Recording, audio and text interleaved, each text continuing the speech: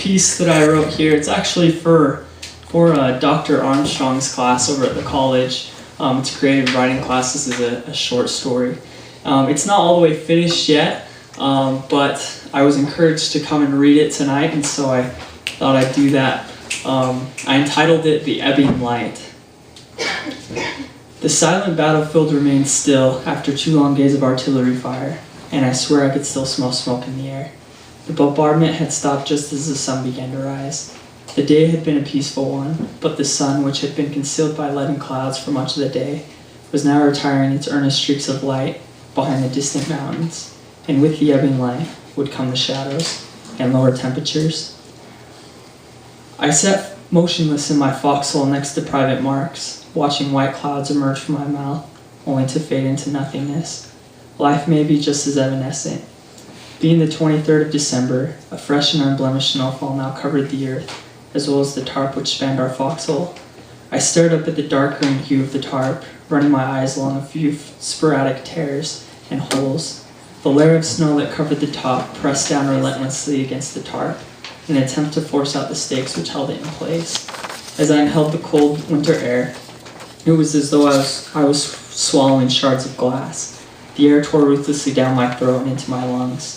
The frozen ground chilled me to the bone, causing my body to ache with a burning cold I had never known before. I rubbed my hands together, huffing into them as I exhaled. The effort was of little to no use. Banks, Marks, you're on watch till 0200 hours. Fill your positions. I looked up to see Sergeant Davis peering in at us through a small gap where the tarp did not quite reach one side of the rim of our foxhole. My elbows and legs quivered and shook as I got up. Marks, Marks, get up, I whispered vociferously. I shook his shoulder and he finally began to stir. Relax, Banks. I'm getting up. Sarge wants us on watch, I added solemnly. Let's get out there. Marks was slow to arise. I watched him quietly in the shadows, observing his demeanor and waiting for him to climb out first. Black bags sagged under his eyes, meshing in with his olive-toned skin. His dark black hair clumped together with fragments of mud and grime. He appeared to me now not as the fresh-faced boy from Queens I had met in Basic, but as a rugged resident of the riotous realms where we now laid our heads to dream. Something had been taken from him. Disembarking the pit, we moved silently to the tree line where we were to patrol and stand watch. A blanket of snow adorned the earth, but underneath all the beauty, no doubt, lay the barrenness and destruction of war. The sound of snow crushing, soft breathing, and the slight movements of our gear as we walked was all to be heard in the still moments, just before the twilight sky gave way to the darkness. I thought hard to initiate a conversation with Marks, but each time I opened my mouth to say something, the words dripped from my lips into the silence of the night before even becoming audible. Suddenly I realized that the war was taking something from me too. It was taking something from all of us. We reached the tree line and began the patrol of our assigned area.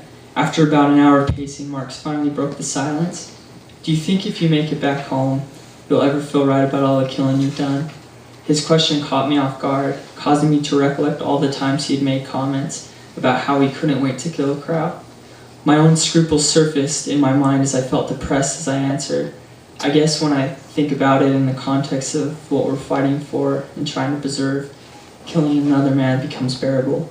Hitler is going to destroy mankind if he hasn't stopped, Marks. He replied back in a melancholy tone which I had never heard him use. I don't know if I'll ever forget their faces. I mean, the crowds I killed that I got a good look at. I can't help but think they are all someone's husband, son, or brother. His statement shook me to the core, just as the thought always did when it crossed my mind. Everyone no doubt thought about it, but no one ever actually said it, which made sense because it only made it harder to take a life with the squeeze of a trigger. Well, Marks, maybe there is something to be said about killing another man, not because you want to, but because you have to. I can almost feel okay about it if I keep that perspective. A conspicuous sadness crept into his face as I finished speaking. His chin quivered and the muscles in his face quaked as he responded back. I hope God will forgive me for finding fun in killing. When I got out here, I'd shoot him just like I did rabbits and foxes on my granddad's farm. I looked at men like game. For a moment I caught a glimpse of the tears glistening in his eyes, but he turned his head and wiped them away quickly. I thought hard about what to say, but nothing came to me. Silence carried our conversation until minutes later Marks spoke up again. "Ain't you religious, Banks? Don't your religion teach something about this kind of thing?"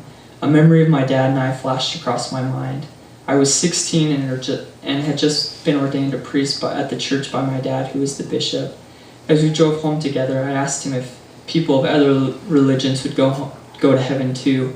I'll never forget the serene look that spread thoroughly across his face as he answered, "Son, I think that in the end the good Lord will care more about the desires of our hearts than anything else." It was all I could think of, so I relayed the story to him. Upon finishing, his lips spread horizontally in an effort at a faint smile, and his eyes relaxed. "Your pop sounds like a guy I'd like to meet. He actually died just a few weeks after he ordained me. Car crash. I guess." I paused a moment just before finishing my sentence. "I guess God felt it was his time. Maybe we all got a time," Marks replied. "I just hope God will give us time to be right with him before it'll come." "I believe he will," I answered. "Thanks, Banks," he concluded softly. Marks didn't seem to want to talk after that. Every time I spoke up, he only joined in when what I said was posed as a question, and even then his remarks were brief and only in the name of courtesy. I caught on quickly to the idea that he wasn't in the mood to talk anymore, and thought about the demons he was surely sparring with. I had sparred with them too, but then again, I had never enjoyed killing anyone. Those were depths he'd have to walk alone. I looked up into the starry sky and dug my hands into my pockets as deep as ever, and a stunning breeze howled through the trees and engaged Marks and I along the tree line. I could hear Mark's teeth chatter, as well as our coats flutter as the gust of wind charged past us. Click. Marks and I recognized the sharp sound immediately. Marks pulled out his clicker and responded back. Click, click.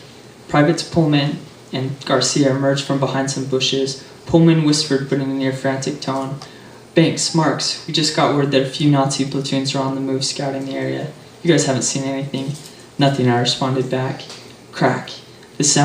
The familiar sound of gunfire pierced the silence. Pullman grunted as he dropped to the earth, placing his hand over a red splotch of blood that appeared just below his ribcage. "Into the woods," I shouted. Garcia grabbed Pullman and swung him over his shoulders as we fled into the forest. A barrage of bullets zipped through the air. I heard bullets whiz by on either side of me, and others I could hear smack and burrow into nearby trees. An explosion rocked the earth not more than 10 feet to my left, and chunks of earth, wood, and air splashed violently into me, causing me to lose my balance. I crashed into the frozen earth, withering in pain, as the sound of gunfire continued to fill the air. I remained there on the ground, motionless and disoriented. The left side of my body throbbed with pain.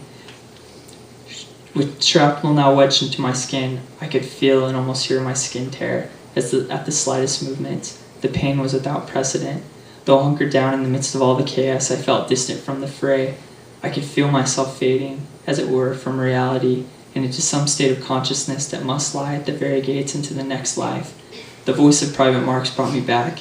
"Banks, can you hear me? We gotta move." I lifted my head up off the freezing earth enough to see Marks firing his rifle just north of the area we had just been assigned to patrol. "Banks, get up now." I tilted over to my left side and tried to use my uninjured limbs to force myself up. However, before I had the chance to make much of a struggle, I was pulled up from behind by my rucksack. That's all I have so far.